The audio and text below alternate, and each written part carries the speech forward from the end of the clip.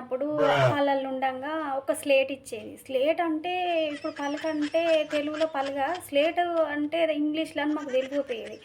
ఒక పలక. ఇక పలక పట్టుకొని ఎగురుకుంటూ స్కూలుకి పోయేది. కొన్ని రోజుల తర్వాత ఒకటో తరగతి పట్టినాక ఒక బుక్కు, ఒకటి తెలుగు పెద్ద బాల శిక్ష అని ఒకటి తెలుగు బుక్కు, 2 నోట్ బుక్కులు, పలక, చిన్న కంపాక్సు అవి పెట్టుకొని స్కూల్‌కి పోవాలి. ఇక అప్పుడు స్కూల్ బ్యాగులు లేవు కదా! మాది విలేజా. ఏం చేసేది సున్నం కవర్లని దొరికేది అప్పుడు. దీపావళికి సున్నం ఎత్తే కవర్లల్లో వచ్చేది సున్నం. ఇక సున్నం సంచులన్నీ ఏరుకొచ్చుకునేటోళ్ళం పిల్లలందరం. ఏరుకొచ్చుకొని ఇక అవి పిండుకొని అందులో బుక్కులు పెట్టుకొని స్కూల్‌కి ఎగురుకుంటూ పోయేది. మళ్ళీ కొన్ని రోజులకు మా ఫ్రెండ్ ఒకటి ఇప్పుడు మనకు రైస్ బ్యాగులు ఉంటాయి చూడండి, అప్పట్లో యూరియా సంచులని పత్తికి ఎత్తారు. అట్లాంటి యూరియా సంచులతోని ఒక స్కూల్ బ్యాగ్ కుట్టించుకునేది. కుట్టించుకున్నాక అది ఫోజు కొడుతుంది బాగా. నేను అట్లాంటిది కావాలని మా బాబుని అడుక్కొని ఒక సంచి మా ఊళ్ళో మేర్లింగ తాత అని ఒక తాత ఉంటాడు, ఇంకున్నాడు ఆ తాత. ఆ తాత స్కూల్ బ్యాగ్ ఆ తాత కుట్టినాడు సంచి. నాకు కూడా కుట్టుమని ఆ తాతకి ఒక సంచి ఇచ్చి వచ్చినాం.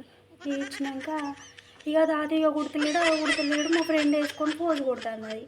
ఇక తాత నిద్ర పోనీయలేవు, ఊకపోవుడే స్కూల్కి వచ్చినాక పోయి తాత బ్యాగ్ కుట్టు, పొద్దున పోగా తాత బ్యాగ్ కుట్ట అంటే బాధ భరించలేక కుట్టిండు. కుట్టినాక ఇక ఇంటికి వచ్చి బుక్లన్నీ పెట్టుకొని ఇక స్కూల్కి రావడానికి మా తమ్ముడు గుంజుకున్నాడు ఆ బ్యాగు. ఇంకో బ్యాగ్ కుట్టించుకున్నా. ఇక ఆ బ్యాగ్ వేసుకొని నేను ఎట్లా పోజు కొడతాను తెలుసా? ఇప్పుడు స్కై బ్యాగు అంటే పిల్లలకి ఎంత లెవెలో ఆ బ్యాగ్ స్కై బ్యాగ్తో లెవెల్ అంత లెవెల్ ఆ సంచి బ్యాగు.